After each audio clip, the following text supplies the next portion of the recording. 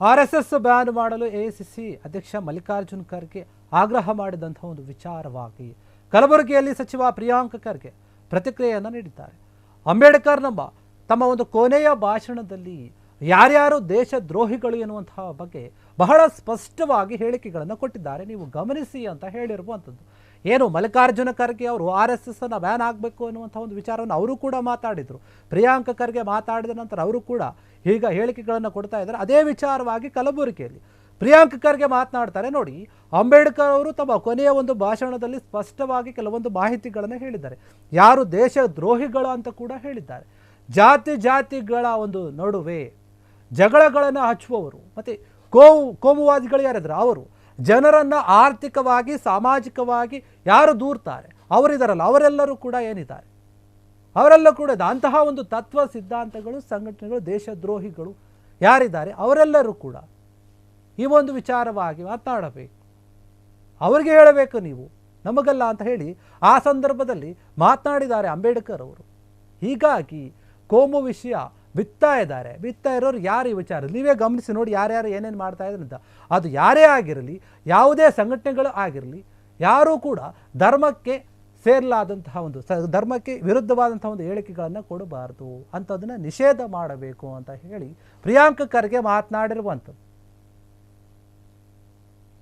ಬಾಬಾ ಸಾಹೇಬ್ ಅಂಬೇಡ್ಕರ್ ಅವರು ಭಾಳ ಸ್ಪಷ್ಟವಾಗಿ ಅವರ ಕೊನೆಯ ಭಾಷಣದಲ್ಲಿ ಪಾರ್ಲಿಮೆಂಟ್ನಲ್ಲಿ ಹೇಳಿದ್ದಾರೆ, who is on anti national, ಅಂದರೆ ದೇಶದ್ರೋಹಿಗಳು ಯಾರು ಸಮಾಜದಲ್ಲಿ ಏನೋ ಈ ಕೋಮದ ವಿಷ ಬೀಜವನ್ನು ಬಿಚ್ತಾರೆ, ಜಾತಿನಲ್ಲಿ ಜಗಳ ಹಚ್ತಾರೆ, ಧರ್ಮಗಳಲ್ಲಿ ಅಸೂಯೆ ಉಂಟು ಮಾಡ್ತಾರೆ, ಯಾರು ಏನು ಹಿಂದುಳಿದ ವರ್ಗದವರು ಇರ್ಬೋದು, ಸಮಾಜದ ಕಟ್ಟಕಡೆಯ ಸಮಾಜಗಳಿಗೆ ಆರ್ಥಿಕ ಹಾಗೂ ಸಾಮಾಜಿಕ ನ್ಯಾಯದಿಂದ ದೂರ ಇಡ್ತಾರೆ, ಆ ಎಲ್ಲ ತತ್ವಗಳು, ಆ ಎಲ್ಲ ಸಿದ್ಧಾಂತಗಳು, ಆ ಎಲ್ಲ ಸಂಘಟನೆಗಳು ನಿಜವಾದ ದೇಶದ್ರೋಹಿ ಅಂತ ಅವ್ರು ಹೇಳಿದ್ದಾರೆ. ದಯವಿಟ್ಟು ಅದು ಸ್ಪೀಚ್ ಓದಿ.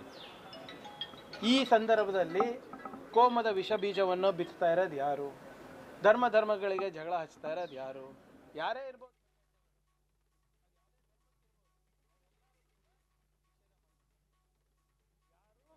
ನಮ್ಮ ದೇಶದ, ನಮ್ಮ ರಾಜ್ಯದ ಮತ್ತು ನಮ್ಮ ಸಮಾಜಗಳ ಆರ್ಥಿಕ ಹಾಗೂ ಸಾಮಾಜಿಕ ಪ್ರಗತಿಗೆ ಹಿನ್ನಡೆ ಆಗ್ತಾರೋ ಆ ತತ್ವ ನಮಗೆ ಬೇಡ.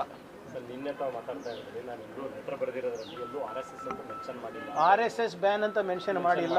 RSSನ ಚಟುವಟಿಕೆಗಳು ಸರ್ಕಾರ ಇದರಲ್ಲಿ ನಿಷೇಧ ಮಾಡಬೇಕು ಅಂತ ಹೇಳಿದ್ರಿ. AICC ಅಧ್ಯಕ್ಷರ ಬ್ಯಾನ್ ವಿಚಾರ ಬಗ್ಗೆ ಮಾತಾಡಿದ್ರು. ಸೊ ಕಾಂಗ್ರೆಸ್ನಲ್ಲಿ ಈ ವಿಚಾರದಲ್ಲಿ ಫರ್ಮ್ ಸ್ಟ್ಯಾಂಡ್ ಇಲ್ಲ ಅಂದ್ರೆ ಹೇಗೆ? AICC ಅಧ್ಯಕ್ಷರು ಯಾರು? AICC ಅಧ್ಯಕ್ಷರು ಹೇಳಿದ್ಮೇಲೆ ಇನ್ನೇನ್ರಿ ಫರ್ಮ್ ಸ್ಟ್ಯಾಂಡ್? ನಿನ್ನೆನೇ ನಾನು ಹೇಳಿದ್ದೀನಿ, ನೋಡಿ ಬ್ಯಾನ್ ಅಂತಲ್ಲ. See when they are not even registered, ಎಲ್ಲಿ ಹುಡ್ಕೊಂಡು ಹೋಗ್ತೀರಾ ಅವರಿಗೆ? ಅವರಷ್ಟು ಹೇಡಿಗಳೇ ಯಾರಿಲ್ಲ. ರಿಜಿಸ್ಟ್ರೇಷನ್ ಯಾಕ್ರಿ ಮಾಡ್ತಾ ಇಲ್ಲ?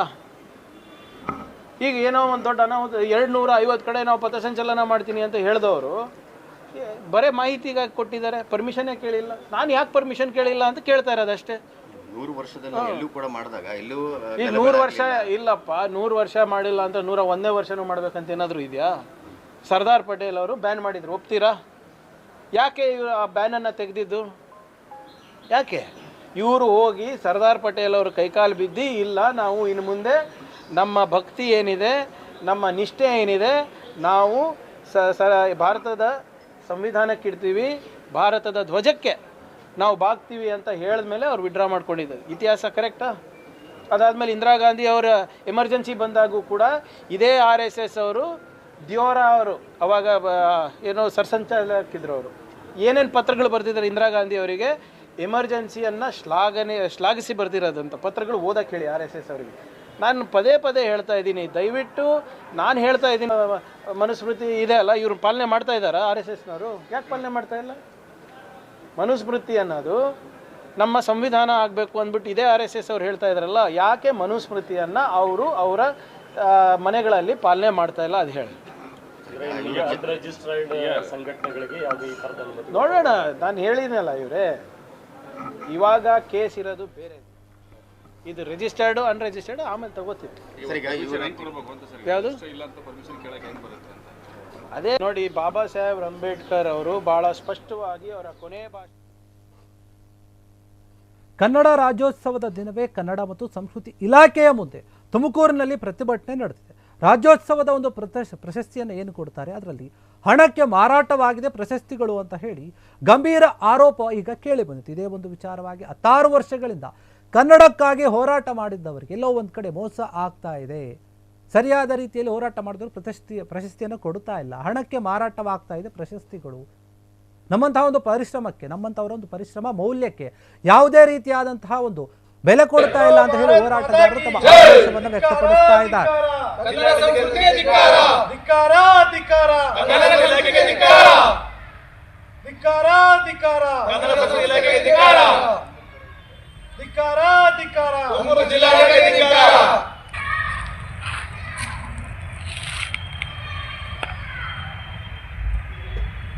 बोलो भारत माता की जय, बोलो भारत माता की जय,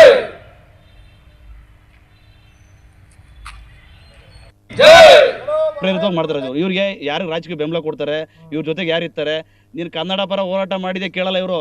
ಬೆಳಗ್ಗೆ ನೀನು ಬಕೆಟ್ ಹಿಡ್ಕೊಂಡು ಇರ್ಬೇಕಷ್ಟೇ. ಯಾರಿಗೆ ಬಕೆಟ್ ಹಿಡಿತಾರೆ ಅಂದರೆ ಪ್ರಶಸ್ತಿ ಕೊಡ್ತಾರೆ ಇವರು. ಹಾಗಾಗಿ ದಯವಿಟ್ಟು ಮುಂದಿನ ದಿನಗಳು ಸರಿ ಮಾಡ್ಕೊಳ್ಳಿಲ್ಲ ಅಂತಂದರೆ ಕನ್ನಡ ಸಂಸ್ಕೃತಿ ಇಲಾಖೆಯ ಡೈರೆಕ್ಟರ್ಗಳಿಗೆ ಮಸಿ ಬೆಳೆ ಹಿಡಿದು ಅವ್ರಿಗೆ ಇವತ್ತು ಕಪ್ಪು ಬೋಟ ಆಸ್ಪಾದ ಆಯ್ತು. ಯಾಕಂದ್ರೆ ನಾವು ಆರಿಸ್ಬೇಕು ಅಂತ ಬಂದಿದ್ದು. ಯಾಕಂದರೆ ನಾವು ಕನ್ನಡ ತಾಯಿ ಮಕ್ಕಳು, ನಮಗೆ ಕನ್ನಡ ಅಭಿಮಾನ ನಮ್ಮ ರಕ್ತಗತವಾಗಿದೆ. ಕನ್ನಡ ಬಗ್ಗೆ ಭಾಳ ನಮಗೆ ಅಭಿಮಾನ ಇದೆ. ಯಾಕಂದರೆ ನಾವು ಕನ್ನಡ ಹೋರಾಟಗಾರರು, ನಾವು ಹುಟ್ಟಿನಿಂದ ಕನ್ನಡ ಹೋರಾಟಗಾರ ಮಾಡ್ಕೊಂಡಿರೋದು. ಯಾಕಂದ್ರೆ ನಮ್ಮದು ನೀವು ಬೇಕಾದ್ರೆ ನಮ್ಮ ಚರಿತ್ರೆ ತೆಗೀರಿ. ನಾವು 2003-4 ಡಾಕ್ಟರ್ ರಾಜ್ಕುಮಾರ್ ನಿಧನ ಆದ್ರೆ ಅವತ್ತಿಂದವ್ರು ನಾವು ಇವತ್ತವರೆಗೂ ನಮ್ಮ ಹಿಸ್ಟ್ರಿ ಇದೆ. ನಾವು ಕನ್ನಡಕ್ಕೋಸ್ಕರ ಏನು ಮಾಡಿದ್ದೀವಿ ಅಂತ. ಇವ್ರ ಥರ ಬೂಟ ಅಡ್ಕೆ ಮಾಡ್ಕೊಂಡಾಗಲ್ಲ ರಾಜ್ಯೋತ್ಸವ ಪ್ರಶಸ್ತಿ ಕೊಡ್ಕೊಂಡು ಓಡಾಡ್ತಾರೆ ಇವರು. ಅವ್ರಿಗೆ ಏನೇನು ಬೇಕು ಅವ್ರ ದಾಖಲಾತಿಗಳೆಲ್ಲ ಕೊಟ್ಟಿದ್ದೀವಿ. ಕೊಟ್ಟರು ಸಹ ಇವರು ತಗೋತಾ ಇಲ್ಲ ಅಂದರೆ ನಾವು ಯಾರನ್ನು ಕೇಳಬೇಕು?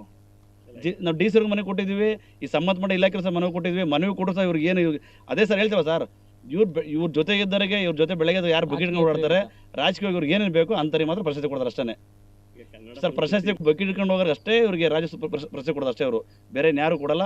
ಹಾಗಾಗಿ ಮುಂದಿನ ದಿನಗಳಲ್ಲಿ ಸರಿಪಡಿಸ್ಕೋಬೇಕು. ನಾನು ಕನ್ನಡ ಪರ ಏನು ಹೋರಾಟಗಾರರು ಪ್ಲಸ್ ಕನ್ನಡ ಪರ ಏನು ಒಕ್ಕೂಟ ಇದೆ ಅವ್ರಿಗೂ ಸಹ ನಾನು ಹೇಳ್ತಿರೋದು, ಇದು 3-4 ಸಲ ಇದು ಬಾರಿ ನೀವು ತಪ್ಪು ಮಾಡಿದ್ದೀರಾ.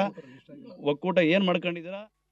ತುಮಕೂರಿನಲ್ಲಿ 70ನೇ ಕನ್ನಡ ರಾಜ್ಯೋತ್ಸವವಾದ ತುಂಬ ವಿಜೃಂಭಣೆಯನ್ನು ಆಚರಿಸಿದ್ದಾರೆ ಡಿ ಬ್ಯಾನ್ಸ್ ಫ್ಯಾನ್ಸ್ ವತಿಯಿಂದ ಧ್ವಜಾರೋಹಣವನ್ನು ಮಾಡಿ ಕಾರ್ಯಕ್ರಮವನ್ನು ತುಂಬ ಅದ್ದೂರಿಯಾಗಿ ಮಾಡಿದ್ದಾರೆ.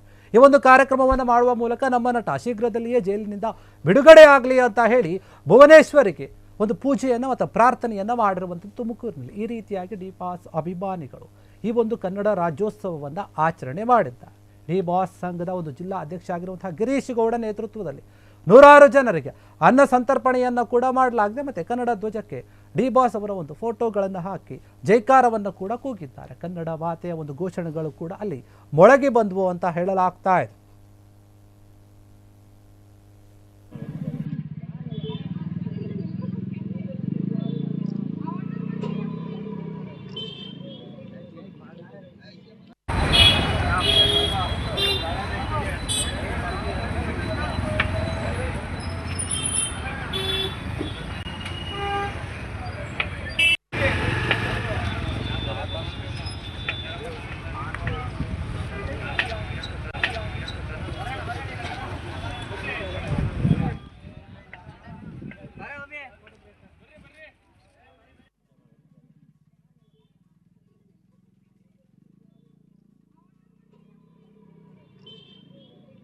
MG ರೋಡ್ನಲ್ಲಿ ಇರ್ತಕ್ಕಂಥ ನಮ್ಮ ಧ್ವಜಾಸ್ತಂಭದಲ್ಲಿ ಧ್ವಜಾರೋಹಣ ಮಾಡಿದ್ದೀವಿ.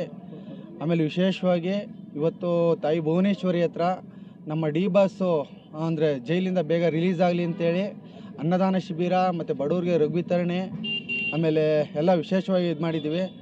ನಮ್ಮ ಇಡೀ ಕರ್ನಾಟಕದಲ್ಲಿ ಎಲ್ಲ ಕನ್ನಡಿಗರು ಬರೀ ನವಂಬರ್ 1ನೇ ದಿನ ಅಲ್ಲ, ಪ್ರತಿದಿನವೂ ಕನ್ನಡ ಮಾತಾಡಲಿ ಅಂತೇಳಿ.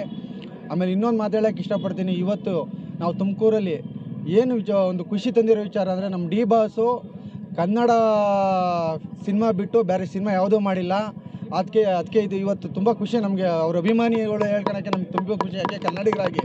ಆದ್ದರಿಂದ ಇವತ್ತೆಲ್ಲರಿಗೂ ಅನ್ನದಾನ ಎಲ್ಲ ವಿತರಣೆ ಮಾಡಿಬಿಟ್ಟು ಇನ್ನೂ ಬೇಗ ರಿಲೀಸ್ ಆಗಲಿ ಅಂತ ಕೇಳ್ಕೊತೀವಿ ಸರ್. MG ರೋಡ್ನಲ್ಲಿ ಇರ್ತಕ್ಕಂಥ ನಮ್ಮ ಧ್ವಜಾಸ್ತಂಭದಲ್ಲಿ ಧ್ವಜಾರೋಹಣ ಮಾಡಿದ್ದೀವಿ. ಆಮೇಲೆ ವಿಶೇಷವಾಗಿ ಇವತ್ತು ತಾಯಿ ಭುವನೇಶ್ವರಿ ಹತ್ರ ನಮ್ಮ ಕ್ಷಣದ ಸುದ್ದಿಗಳಿಗಾಗಿ ಫ್ರೀಡಂ ಟಿವಿ ಸಬ್ಸ್ಕ್ರೈಬ್ ಮಾಡಿ, ಲೈಕ್ ಮಾಡಿ ಹಾಗೂ ಫಾಲೋ ಮಾಡಿ. ಹೊಸ ಸುದ್ದಿಗಳ ನೋಟಿಫಿಕೇಶನ್ಗಾಗಿ ಬೆಲ್ ಐಕಾನ್ ಮೇಲೆ ಕ್ಲಿಕ್ ಮಾಡಿ.